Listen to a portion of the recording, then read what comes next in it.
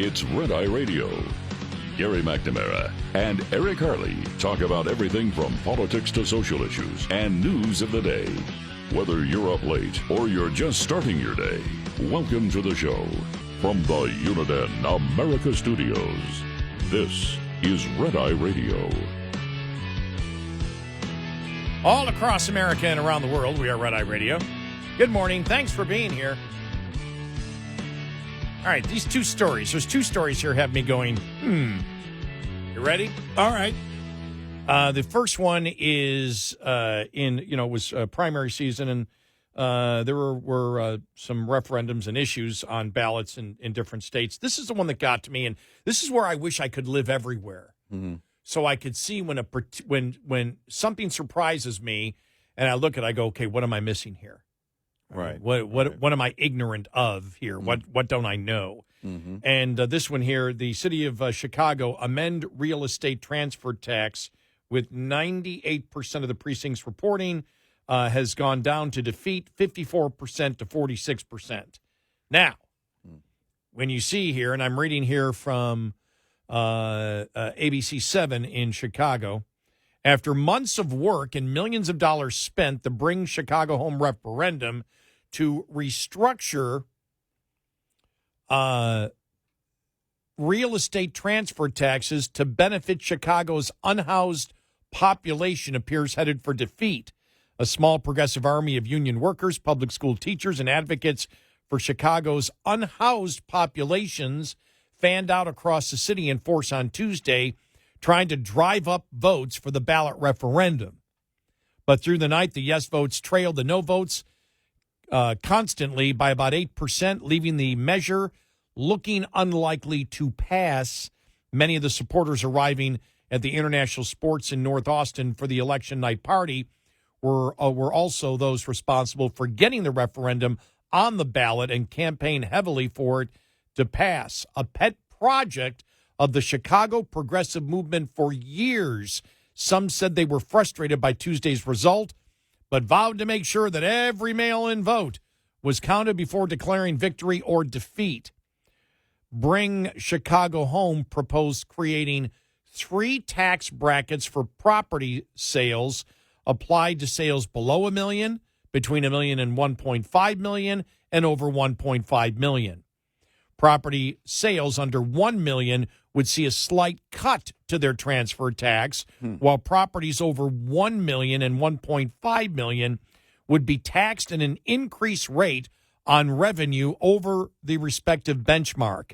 It was a grassroots progressive effort built from scratch to create a reliable source of revenue for social services and affordable housing. While the race has not yet been called, well, goes back a few hours, 5 hours ago, the president of I don't know if it's been called yet, but 98% of the vote in, they're still down 8%. The president of the Neighborhood Building Owners Alliance, which opposes a referendum, released a statement saying, while the results of this race may not be final, the passion of both sides is clear. We all want to make Chicago a better place to live.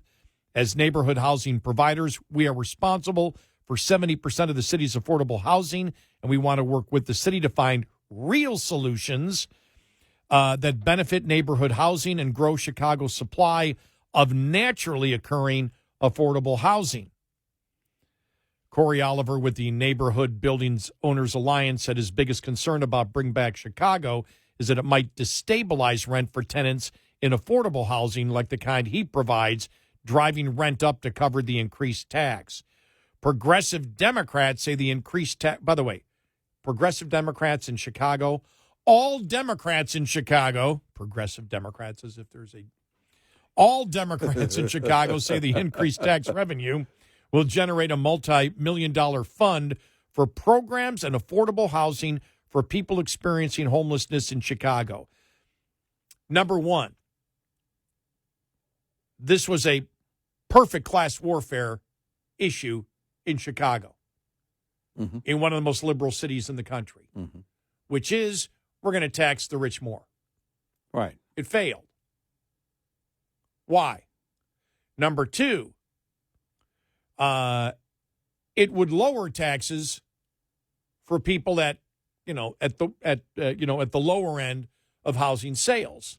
Maybe not significantly, but it would lower it. But more important, it would increase on the rich. This was a perfect class warfare. It seems to be issue there. What defeated it in Chicago? Was it the fact that it just wasn't homelessness, but it was homeless migrants that it would be housing? Now, I don't live in Chicago, and I didn't see this in this article here, that's what they believe was the reason it lost, because you would expect, well, if it's losing, it's because of xenophobia, right? Yeah.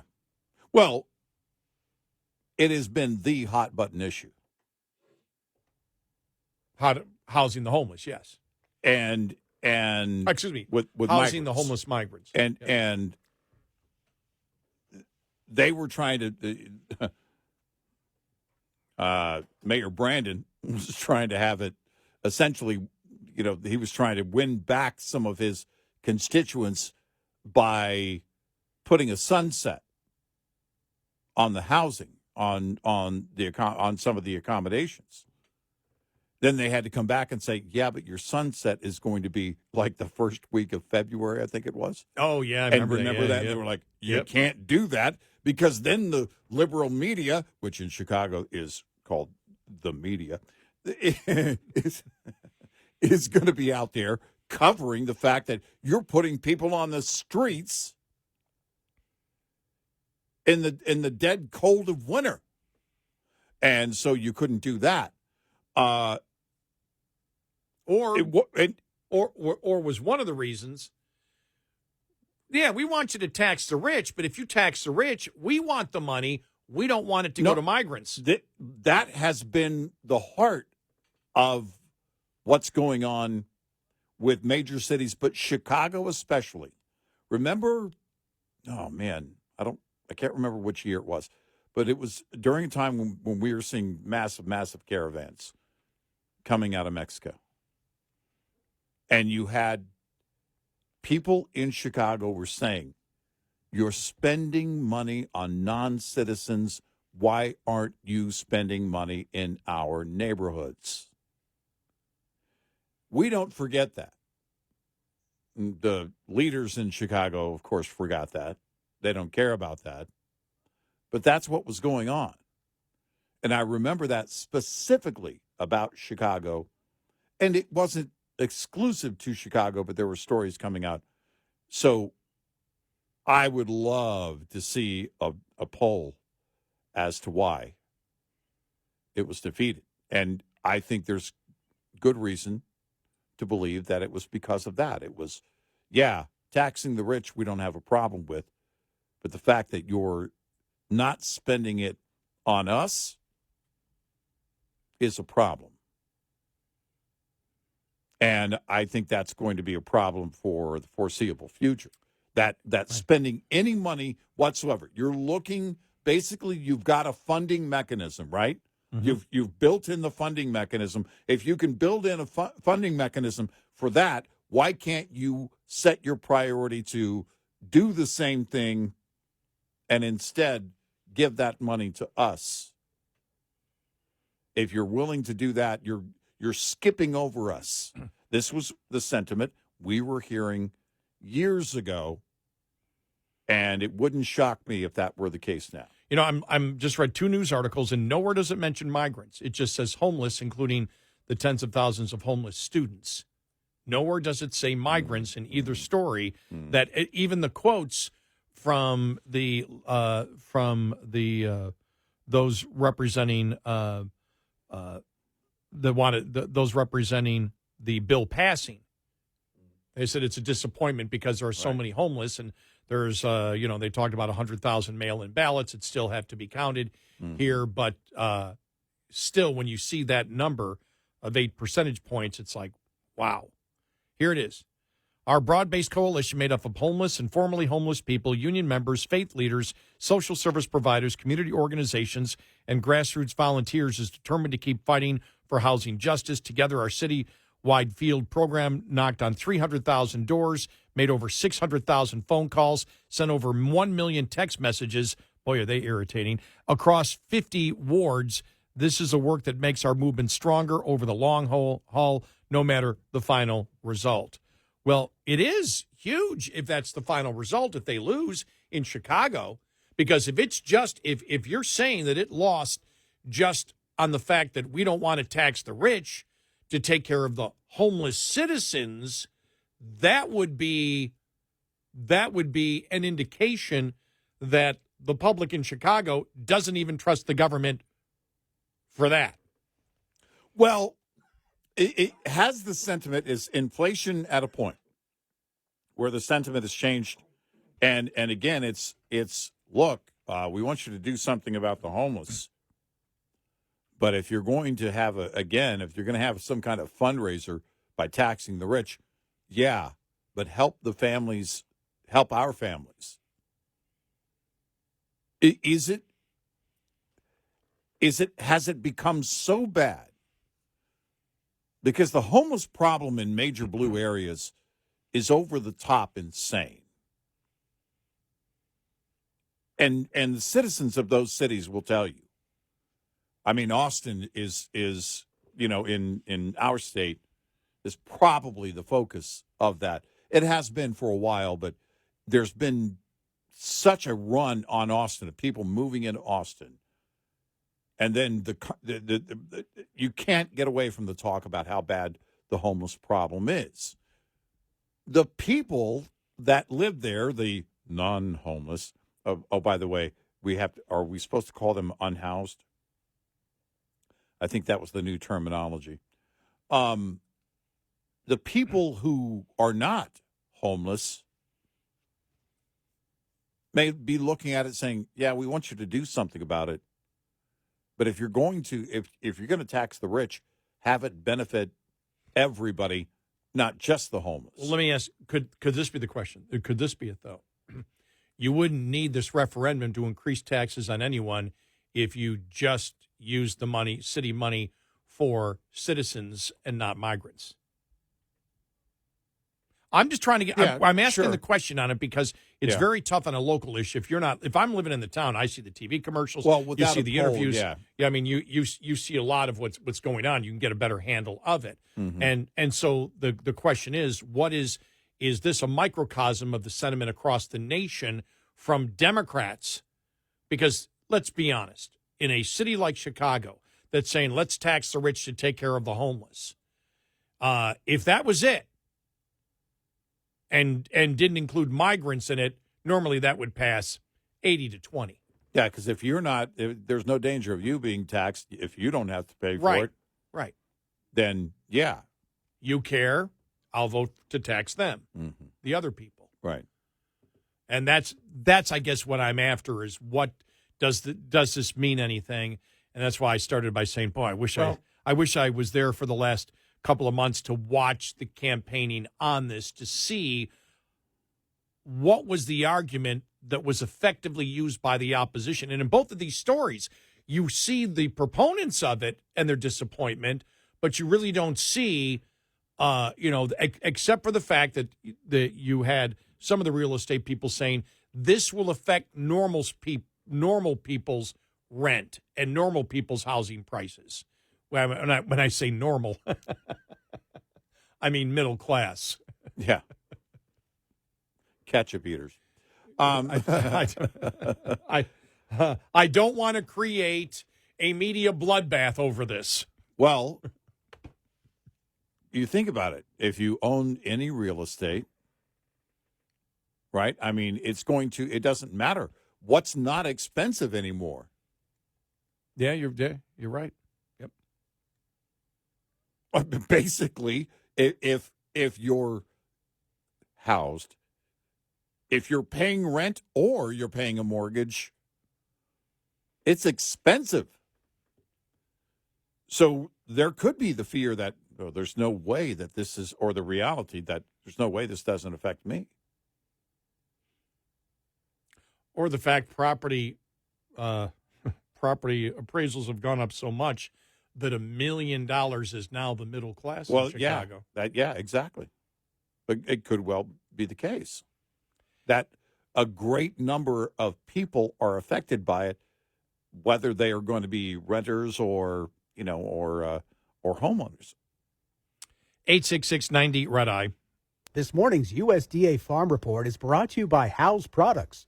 Tested, trusted, guaranteed since 1920. A byproduct of a continuing cold outbreak is expected to appear later this week. And then on into next week is the potential for some significant snow across the northern United States. USDA meteorologist Brad Rippey says the first of 2 storms should reach the northern plains on Thursday, then the Great Lakes by Friday. A second system should take a similar path over the weekend and early next week. And that stripe of snow, or 2 stripes of snow across the north, are going to hit some areas that have been experiencing a winter-long snow drought. We have seen parts of Minnesota, northern Iowa, into northern South Dakota and southeastern South Dakota that have received less than 10 inches of snow for the entire winter to date. And that looks like it's going to change pretty dramatically with this 2-storm punch over the next 7 days. With up to a foot or more of snow possible in those impacted areas. I'm Rod Bain reporting for the U.S. Department of Agriculture in Washington, D.C.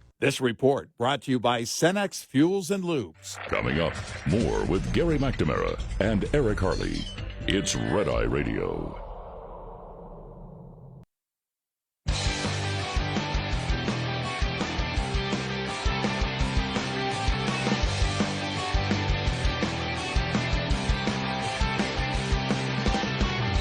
It's Red Eye Radio. He's Eric Harley, and I'm Gary McNamara. Well, we are on WLS in Chicago, so we are. Not surprising that the phones lit up when we were questioning, because we don't live there, and it's like, how didn't this real estate transfer tax pass? I mean, how was it marketed? Where would it have failed? And, it's tough to get a handle on it when you're not actually living in that town. Right. Joe in Chicago here. Joe, thanks for calling. How are you? Oh, fine, thanks. Yeah, you guys hit it pretty good, but 2 of the other key issues was they sold it as tax the rich, give the poor $1 million homes. But it's any transaction real estate over $1 million, and 95% are commercial. And downtown's been decimated. It's a ghost town, and commercial and the business community really fought against this because there's not that many, compared to the commercial properties. The $1 million homes is a minute amount. Like I said, 95% is commercial. Oh, that's a great point. So that's that a good point.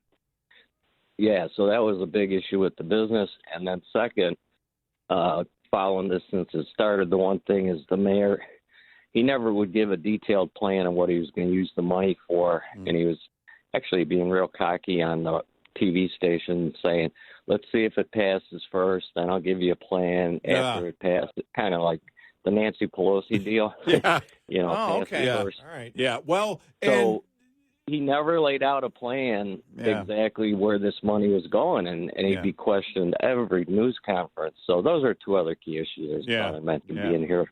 Wow. 60 years. Appreciate that feedback, Joe. Thanks so much. We appreciate that, the insight from you, and thanks for the call. And that's it. So there you have it. And keep in mind, Mayor Johnson's numbers haven't been great. It's basically the premise of where you and I started with this, and the reason you brought it up, and that is, how do you not get something like this done? When you look at it, you step back and look at something like this. Well, first of all, the effect on business when it's not just Chicago, but all these major blue cities now are suffering losses of companies, leaving. Sorry, we can't afford to do business there anymore. It's not safe to do business there anymore, whatever the case may be. And then you're going to only make it worse. And then Mayor Brandon coming in and one more problem he wants to add to his plate by his own doing, and wants to Nancy Pelosi this. Well, I'll tell you what I'm going to do with the money once you pass this thing. Well, that's not going to work.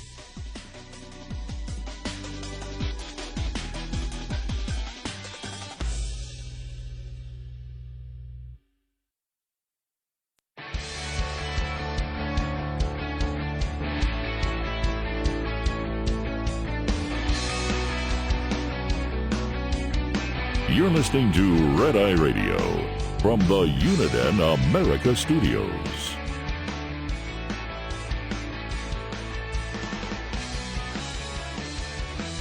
It's Red Eye Radio.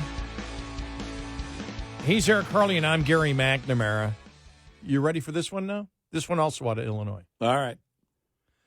A judge in Illinois this month dropped gun charges against an illegal immigrant in Illinois, sparking further debate about the rights associated with the Second Amendment.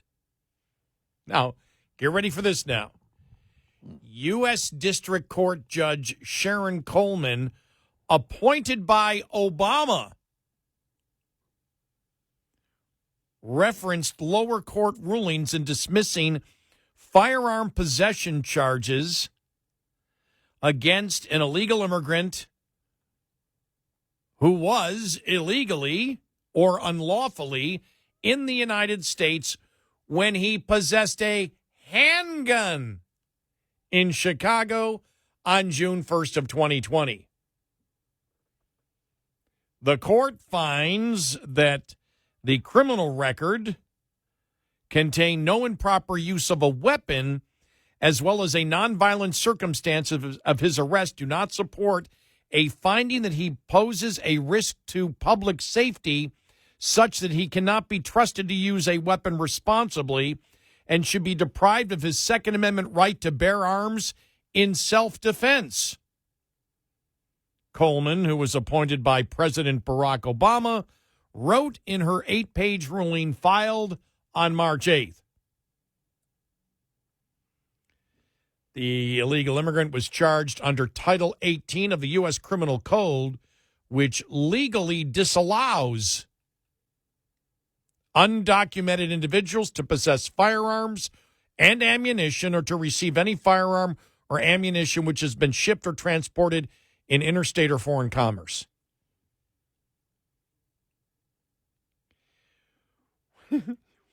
Which brings me to the most bizarre question of all time, because I still believe in Illinois you need to have a firearm owner's identification card to have a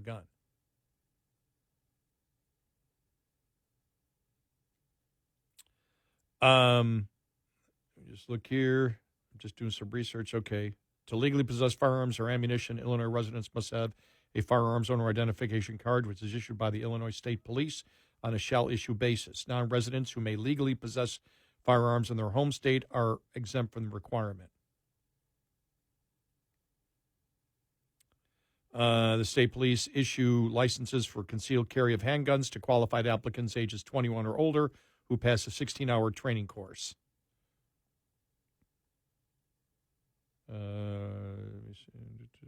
Licenses issued by other states are not recognized except for carry in vehicle. Open carry is prohibited in most areas.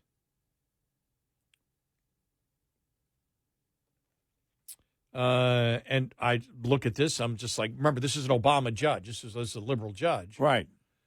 So if a citizen was in the same situation, would they have a Second Amendment right? You have to ask that question.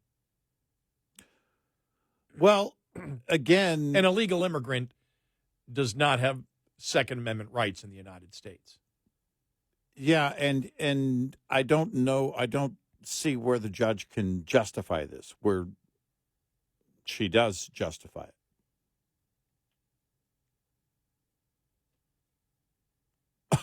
By the way, of all the places, I know exactly. Right? Yes. All the places, Chicago. if we were having this discussion about the state of Texas, it might be a different discussion. It wouldn't end differently, but right. in Chicago? And said because there was civil unrest in 2020, it justified him having the firearm. Yet, the liberals have been saying for a long time that if you live in a high crime area, if you are a lawful citizen and you live in a high crime area, you shouldn't be able to possess a gun because the criminals could get that gun And steal that gun. They would steal that gun because you owned it. So you would be a danger to your community, is what they're saying, just by possessing a gun, even in your own home, in a high-crime area.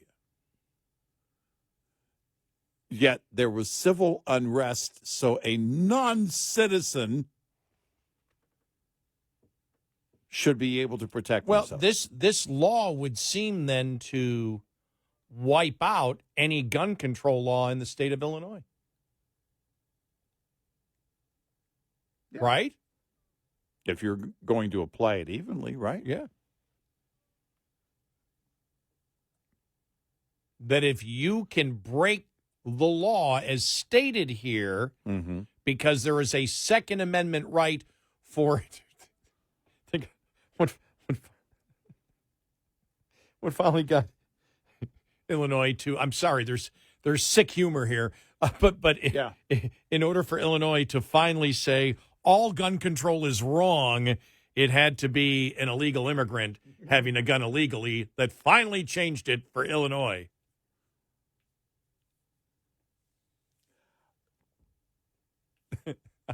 That's how backwards it is. Yes.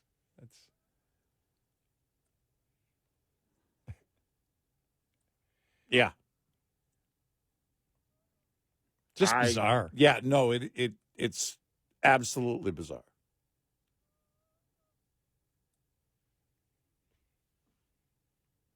Now, if the illegal immigrant promises to vote for Trump, if they ever get the chance to vote, would they have a right to possess a firearm? Then the answer would be no. Wow. All right. And finally, just half of all New Yorkers plan to stay in the city over the next 5 years. And anger over the quality of life has skyrocketed since the pandemic, with just 30% of these are New York City residents, not just with just 30% saying they're happy here, according to a new poll from the Citizens Budget Commission. The nonprofit think tank's first such post-pandemic survey released yesterday also found that only 37% of New Yorkers thought public safety in their neighborhood was excellent or good, down from 50% 6 years ago. When asked if they plan to stay in the Big Apple until 2028, only 50% of those surveyed said yes, down from 58% in 2017. Well, let's put it this way. They hope to be gone, but they won't be gone. Because if 58% said they had planned to stay, that means that back in 2017, whether they plan to stay for 5 years. Yeah.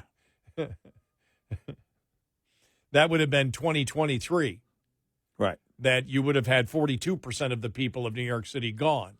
Right. And that hasn't happened. Right. So this is a wish that we wish to be gone, but in all likelihood they will be not. But it does make the point that people are fed up with the quality of life. Queens Councilman Robert Holden told the Post, people are fed up with the quality of life. There's a general sense of lawlessness. You go into the CVS or shoplifting. People's cars get vandalized. Half of the 6,000 households polled also said they felt unsafe riding the subway during the day, a drastic reduction from the more than 4 out of 5 New Yorkers who said so in 2017. So there you go. Yeah. Well, survey also showed steep slides of happiness with the quality of life of public education, government services, and cleanliness of the city. Yeah, don't worry.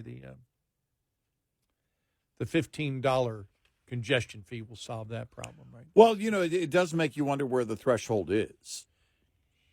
And you start to see it in certain areas, and I guess it just depends on how long you've been there and what your personal situation is. But as is the case with anyone, but at a certain point, you can't afford to stay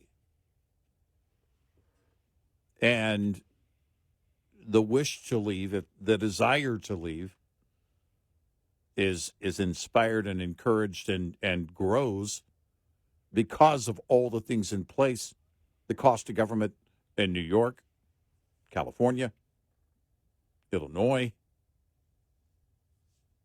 And that's not going to change. So it becomes basically and many of us grew up in towns where it was, all right, can't wait to, get out of this town when I, get a job or whatever it's going to be. Well, you get to be an adult now in any of these blue areas where the cost of living is just through the roof, where crime is through the roof. It's not safe to stay. And the more the wealthy leave, the more jobs leave.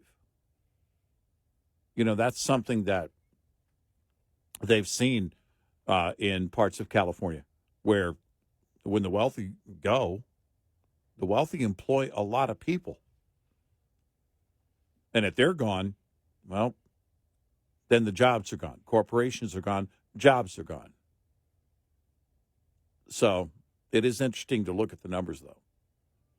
Reading here, who wrote this story here? Business Insider. So I have to question everything in it, but they just had an article written. Record number of wealthy Americans are looking for ways to live overseas.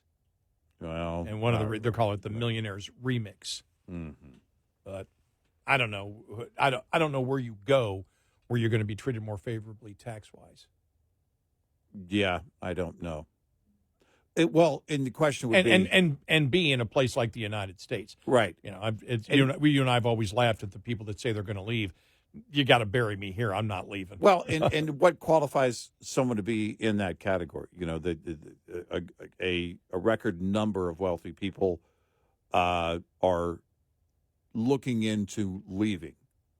Well, wealthy people are always looking to, move on, whether it's here domestically or, internationally. Do they always do that? We know Hollywood doesn't. Well, here's the thing. They always promise, right? Well, if so-and-so gets elected, I'm leaving. They give us hope. And then they find out that other countries don't want them.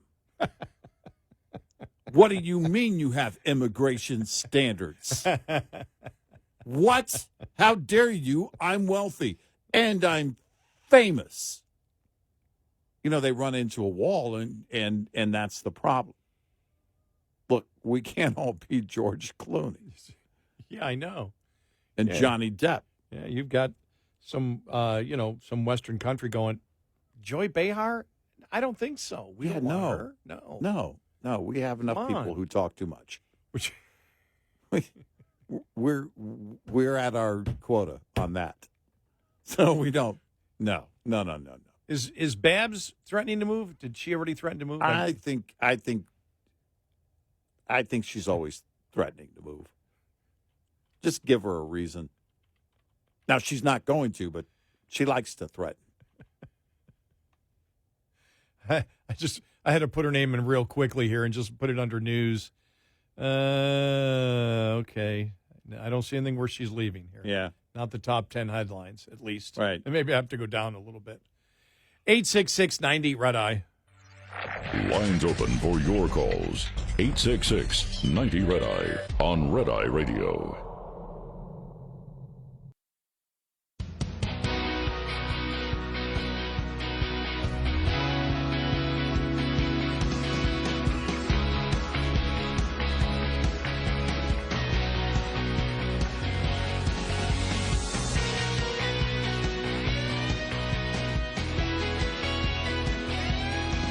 It's Red Eye Radio. He's Eric Harley, and I'm Gary McNamara.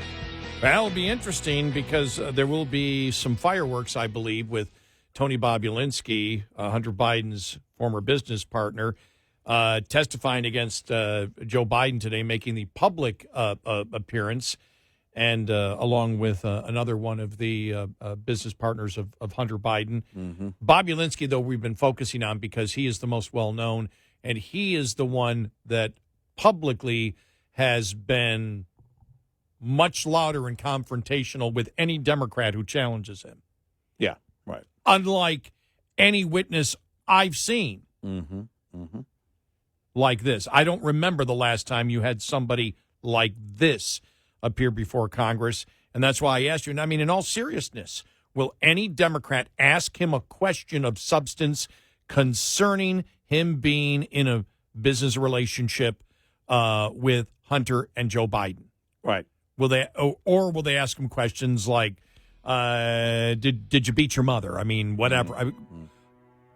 Or will they just filibuster and take their 5 minutes to pound on him? Or will they try to find something in his past and bring it up? I cannot see them going toe-to-toe on any issue of substance of the topic at hand today. Right.